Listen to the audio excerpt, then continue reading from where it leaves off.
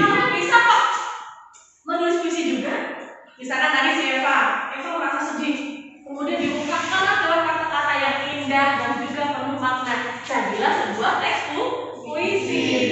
Dan di dalam puisi, tanpa Eva sadari, sebenarnya ketika Eva menuangkan kata-kata dengan kata-kata yang indah, misalkan Eva bilang gini, mendung yang sangat merenung atau mendung itu akan menangis, misalkan seperti itu. Sebenarnya Eva sudah memanfaatkan unsur-unsur pembangun puisi. Dan sesuai dengan materi hari ini, kita akan belajar mengenai unsur-unsur pembangun puisi. Tapi sebelumnya, Ibu mau minta tolong salah satu teman kalian untuk membacakan teks model. Mau? Mau? Siapa yang bacain angkat tangannya? Wow, Eva membacakan. Nah, silakan Eva berdiri sini, Nak. Bacakan ya Eva ya. Yang lainnya siap mendengarkan? Ya. Silakan Eva. Kelihatan temannya. Nah. Hujan bulan Juni, tak ada yang lebih tabah dari hujan bulan Juni. Dirahasiakannya rintik rindunya kepada pohon berbunga itu. Tak ada yang lebih bijak dari hujan bulan Juni. Dihapusnya jejak-jejak kakinya yang ragu-ragu di jalan itu. Tak ada yang lebih arif dari hujan bulan Juni. Dibiarkannya yang tak terucapkannya diserap agar pohon bunga itu. Wow, udah. Terima kasih ya, Pak. Ya.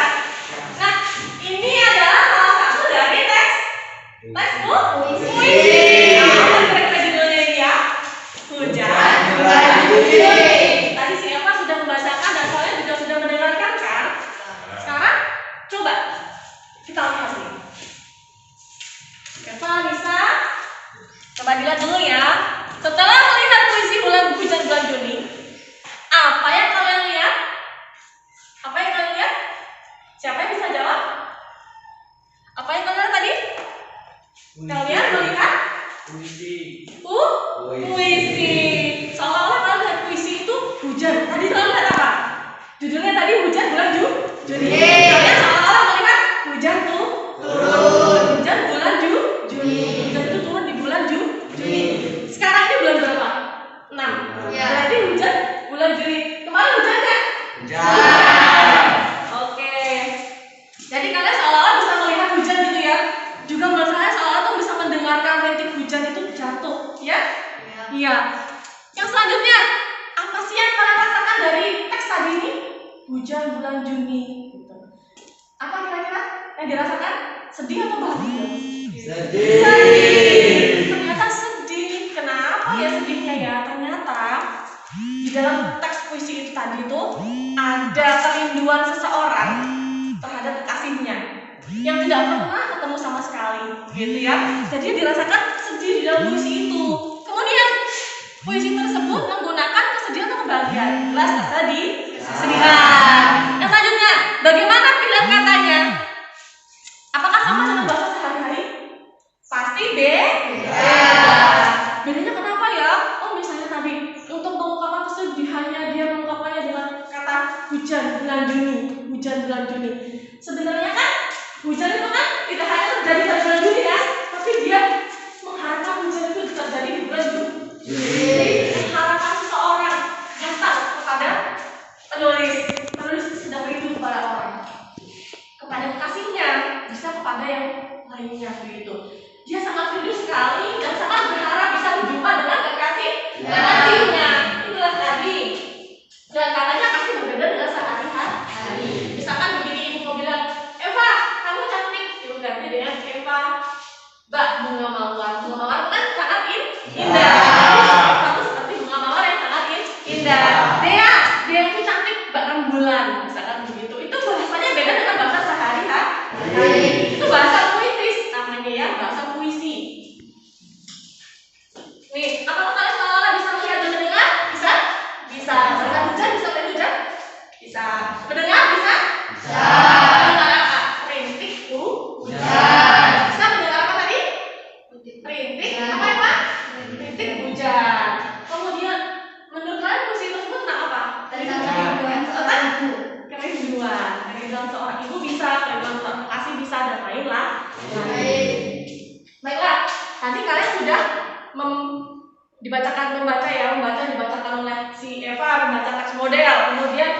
sudah bersama-sama nih dengan si Fikri, Nando, memang dan semua ya teman-temannya sudah tadi menganalisis secara bersama-sama.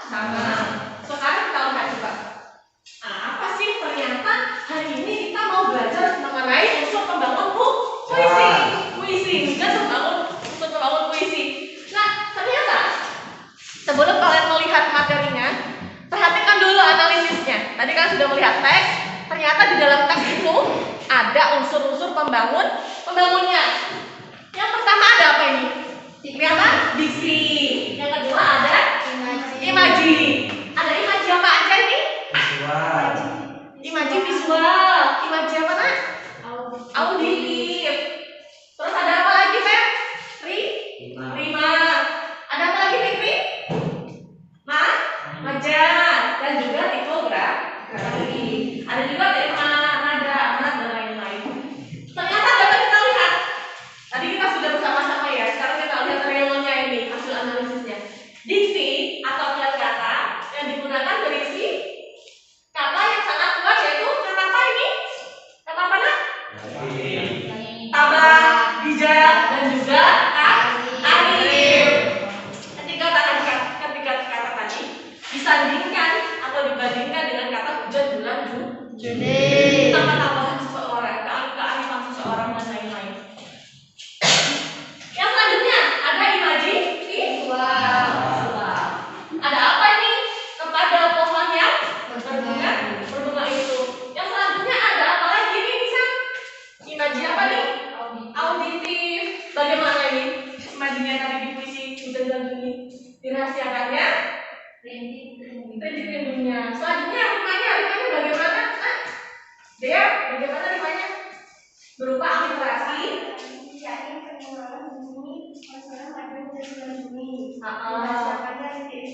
Benar. Kemudian bagaimana majasnya? Jojo, kelihatan nggak? Kelihatan. Majasnya personifikasi. Apa katanya? Ada yang bisa bantu ini? Bacakan? Siapa? Yang pasal apa? Bacakan.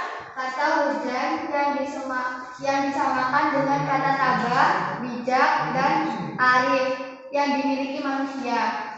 Majas repetisi, pergaulan pada baris dari hujan, bulan Juni, dan adakah yang lebih tabah.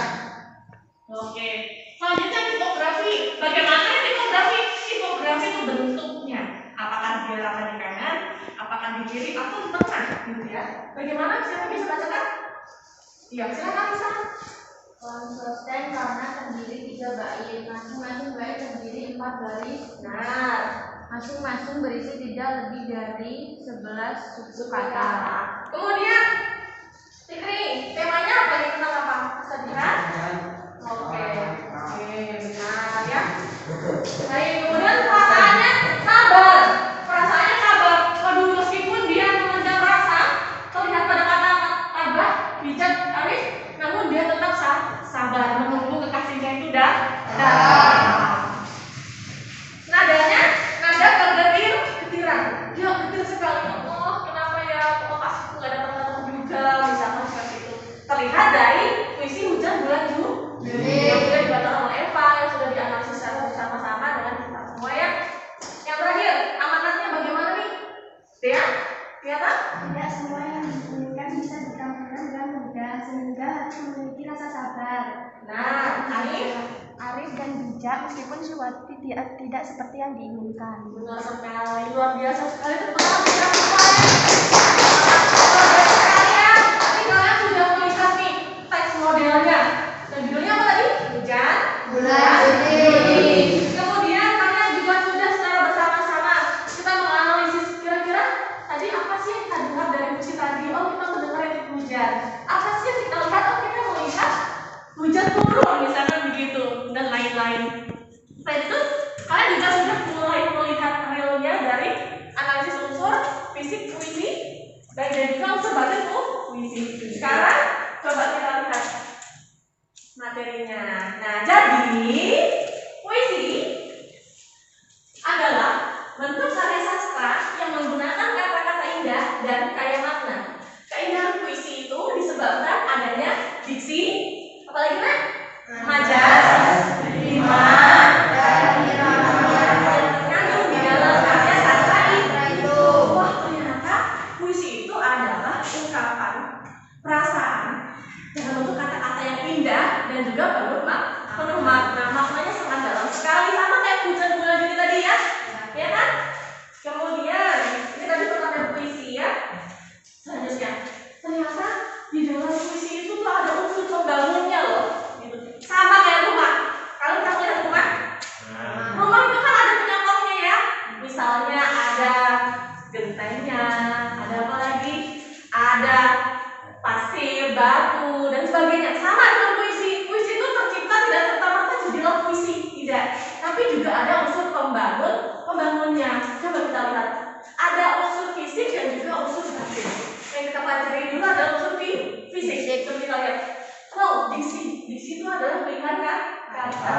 Memilih kata, misalkan ibu mau bilang cantik, ibu ganti dengan kata mawar. Kemudian ada imaji. Imaji visual itu imaji yang bisa kalian lihat. Sama dengan sesuai dengan pertemuan sebelumnya ya. Sebelumnya ibu udah jelasin kan ya ini unsur fisik, unsur batin sudah ibu jelaskan sebelumnya ya pada pertemuan sebelumnya. Kita sudah belajar mengenai pengertian dan juga unsur-unsur pembangun puisi. Namun ibu akan mengingatkan kembali, merecall kembali ingatan kalian agar tidak lupa gitu ya. Ada imaji, masih ingat kan ada imaji visual, ada imaji auditif dan juga taktil. Kemudian ada kata konkret. Masih ingat kan kata-kata yang mengkonkretkan seolah-olah itu terjadi beneran, seolah-olah itu nyata gitu. Kemudian ada majas, ada rima dan ritma dan juga tipografi. Bentuknya bagaimana nih? Oh, ternyata puisi Hujan Bulan Juni tadi bentuknya tuh di tengah-tengah. Oh, ternyata puisinya Sapardi Djoko Damono itu yang zigzag yang kemarin ibu sudah perlihatkan kepada kalian kan? Itu bentuknya zigzag yang sin kawin itu masih ingat?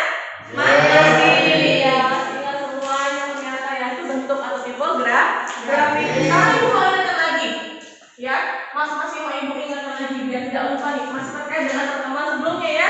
Karena pertemuan hari ini kita tugasnya adalah atau kegiatannya adalah menganalisis unsur pembangun puisi. Jadi masih terkait dengan pertemuan sebelumnya yaitu kita mempelajari unsur-unsur pembangun puisi. Masih ingat kan? Unsur batinnya ada apa aja nih? Tema, amanat, nada, dan juga suasana. Dan tentunya ada perasaan. Coba dilihat, tema itu apa? Masih ingat? Gagasan, pokok di dalam puisi. Kemudian amanat, apa itu amanat?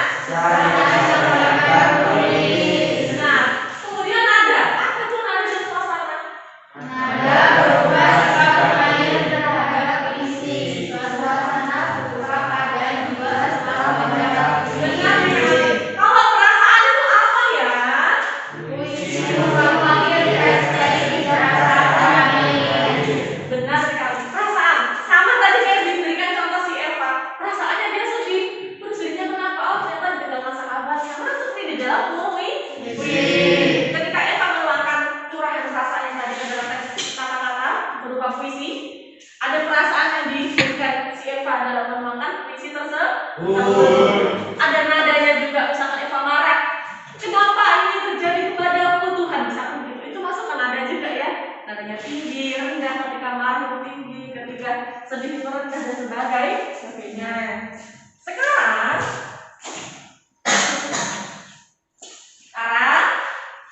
ibu mau bagi kalian menjadi kelompok kecil ya. Nah, sebelumnya ibu bagi dulu di kelompoknya nih. Nisa, Dea, sama Jojo satu kelompok di sini. Jojo pindah ke sini langsung. Nah, kelompok kedua, Eva, Mema, sama Nando satu kelompok digabungkan. Dan ketiga kelompoknya si Fitri sama si digabungkan.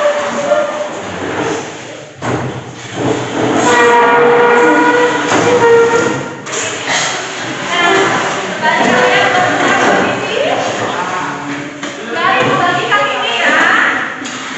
Nih, ini tugasnya ya, ada di LKPD.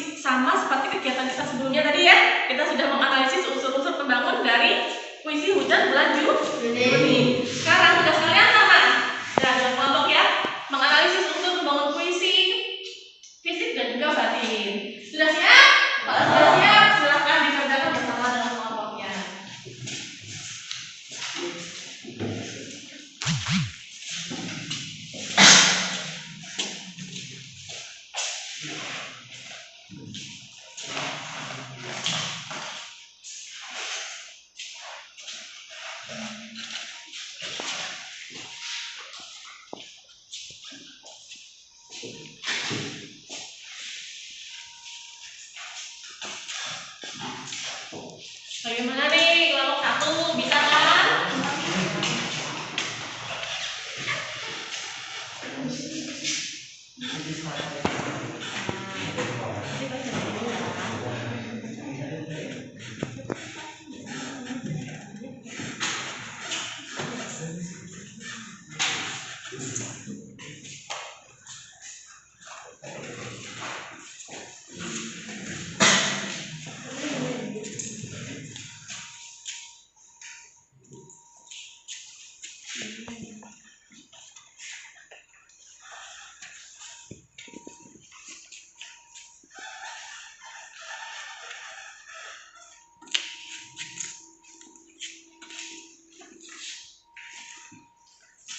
Puisinya Pahlawan Tak Dikenal, karya Toto Sudarto.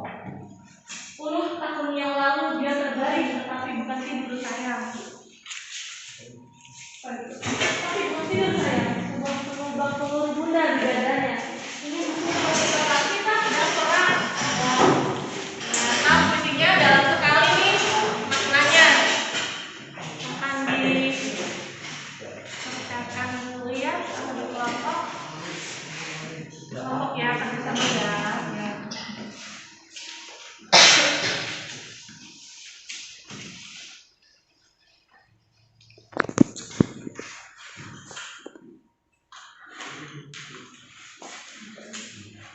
Kelompok 2. Oke, kajian kelompok ya, jelas ya. Baca ada yang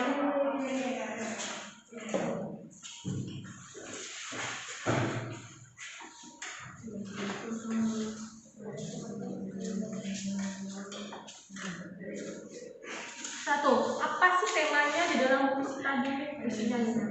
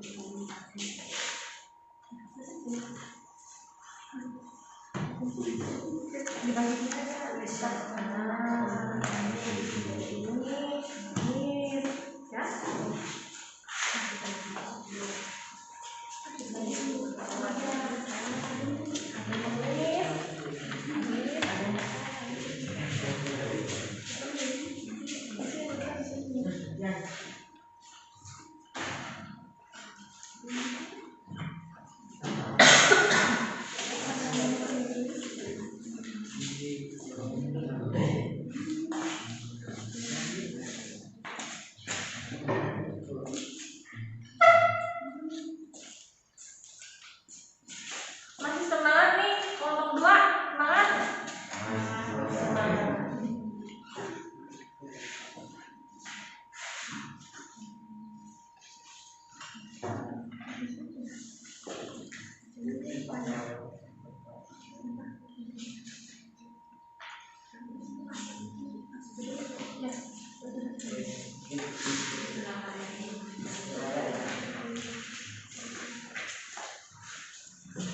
Jadi kelompoknya bibit ini sama si bibit semangat banget nih berdua. Semangat kata si bibit sama bibit. Masih semangat dari semangat harus semangat ya. Terus ini kita juga jangan sampai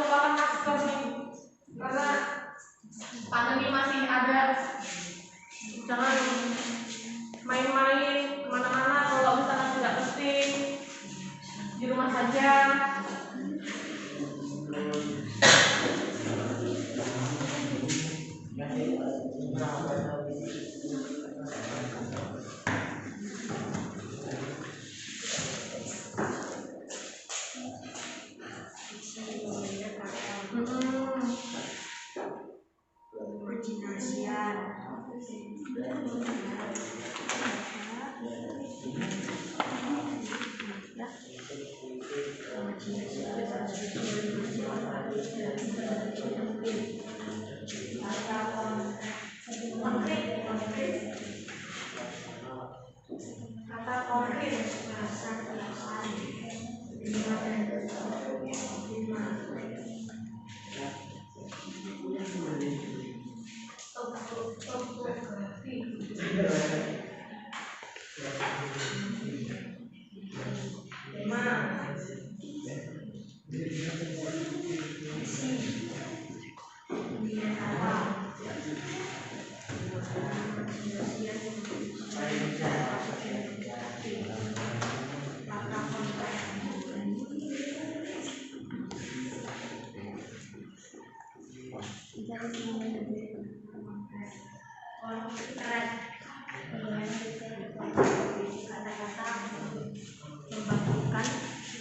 Masih semangat? Tepuk semangat.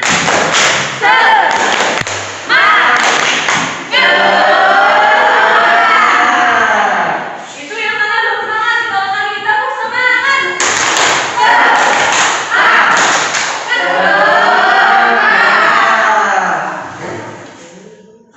Maskernya ya, tetap dipakai.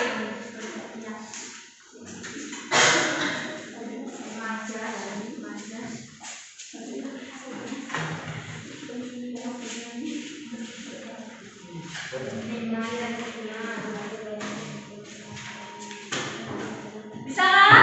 Bisa. Bisa dicari unsur-unsurnya. Apa sih temanya? Apa sih majasnya? Kemudian apa sih temanya? Bagaimana diisinya? Kemudian bagaimana tipografinya? Itu semuanya dicari. Sudah ada di LKPD. Kalian baca, kalian pahami bersama dengan kelompok. Dan kalian tulis hasilnya di LKPD yang sudah ibu siapkan ya.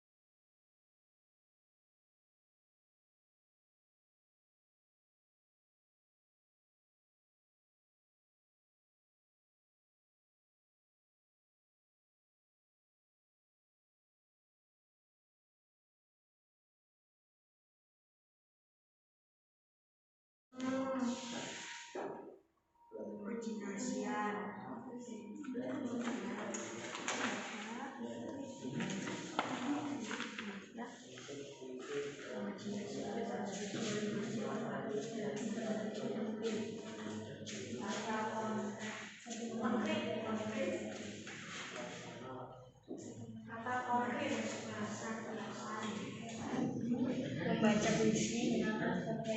Setelah membaca puisi, gagasan pokok di dalam tema.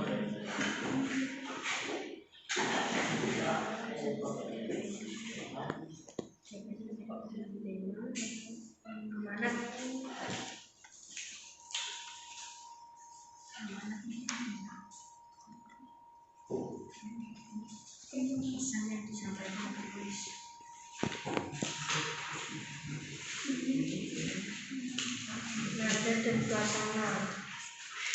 Baik, sudah selesai semua? Sudah ya. Kelompok 1 sudah selesai? Kelompok 2 sudah? Kelompok 3 sudah? Baik. Sekarang silakan hadap ke depan semua nih, hadapnya ke depan semua. Nah, ke depan semua. Ibu mau minta ke depan semuanya. Depan, nah, ke depan semuanya. Nah, ke depan. Sekarang ibu mau minta perwakilan kelompok 1 kah 2 atau 3 dulu nih. Yang siap siapa angkat tangan? Oh, ini kelompok 2 dulu nggak apa-apa. Kelompok 2 ya Pak. Silakan baca. Yang lain perhatikan dulu ya.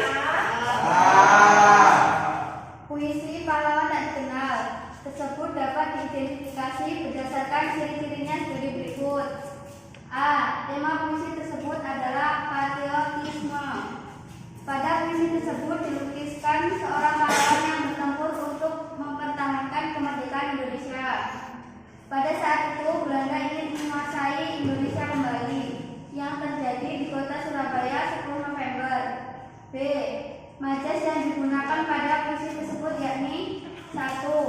Dunia tambah beku di tengah derap dan suasana menderu. Majas personifikasi karena kata dunia seakan-akan hidup. 2. Senyum bekunya mau berkata termasuk majas hiperbola. C. Diksi yang digunakan dalam puisi tersebut sangat khas dan berhubungan dengan kepahlawanan. Misalnya, 10 tahun yang lalu dia terbaring tetapi bukan tidur. Sayang. Diksi dia terbaring dan bukan tidur digunakan sebagai pengganti kata pahlawan yang telah gugur. D. Imaji pada puisi tersebut meliputi imaji berupa imaji visual pada lari. Kedua lengannya memeluk senapang menangkap sepi pandangan senja. Imaji auditif pada lari, dunia tambah beku di tengah gelap dan suara menderu. Dan imaji taktil pada lari, senyum bekunya mau berkata aku sangat muda. Oke, tepuk tangan. Sekarang ibu meminta kelompok 2 tadi ya, kelompok 1 bacakan. Siapa bacakan ini? Bisa, siapa bisa?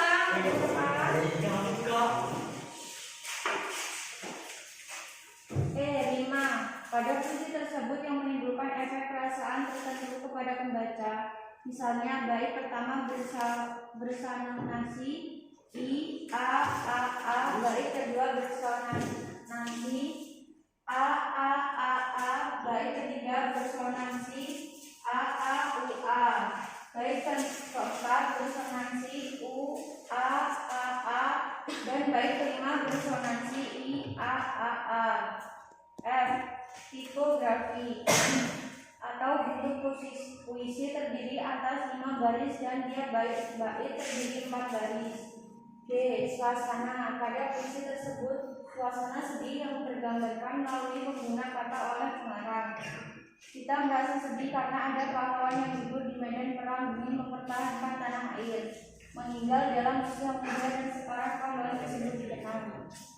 H.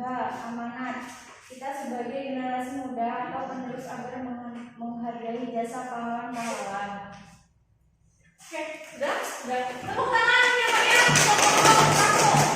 Sekarang kalian sudah tadi kalian sudah mempresentasikan ya hasil kerja kelompok kalian. Sekarang silakan dikembalikan dokumennya semua lagi.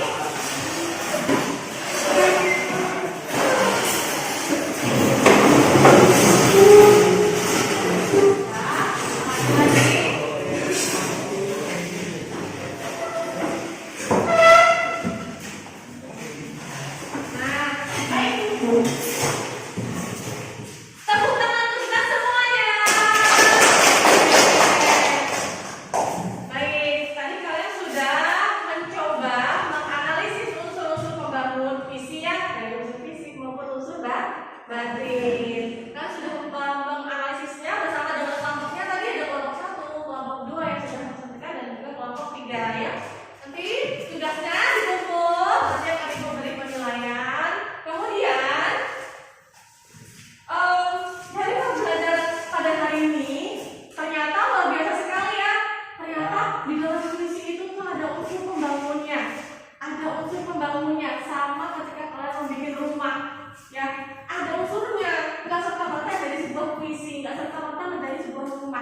ya. Sama dengan puisi.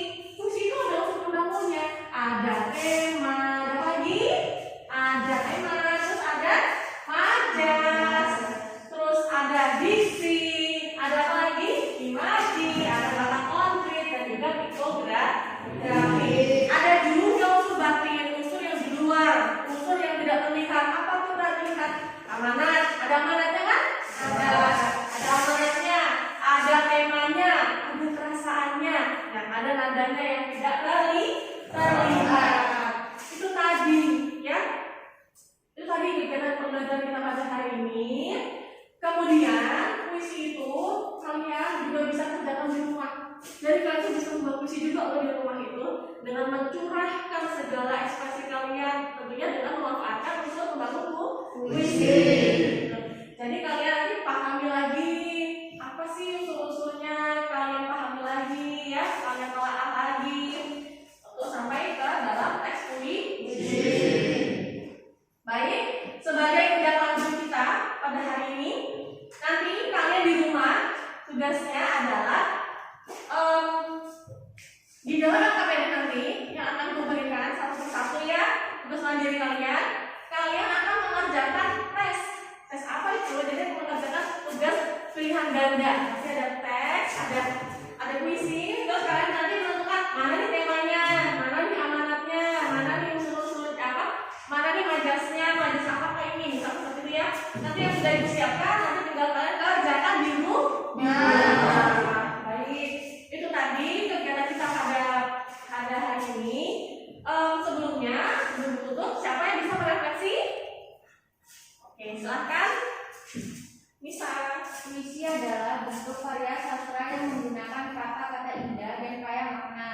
Dan puisi disebabkan oleh diksi, majas, rima, dan irama yang terkandung dalam karya sastra itu.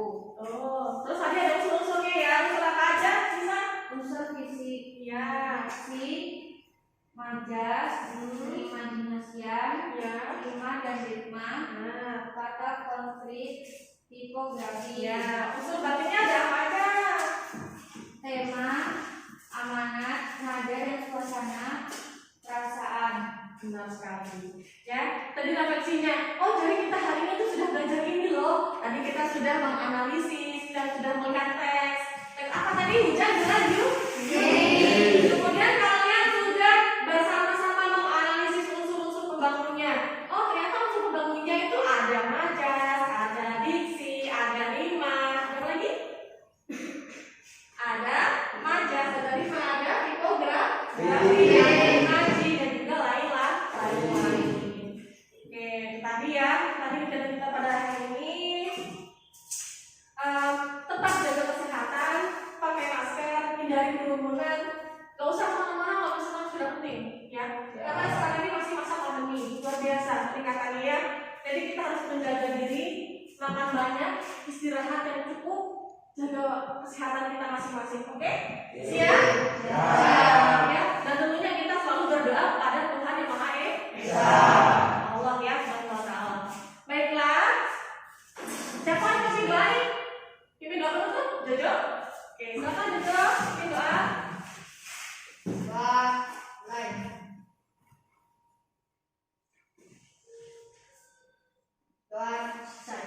Baiklah, demikian tadi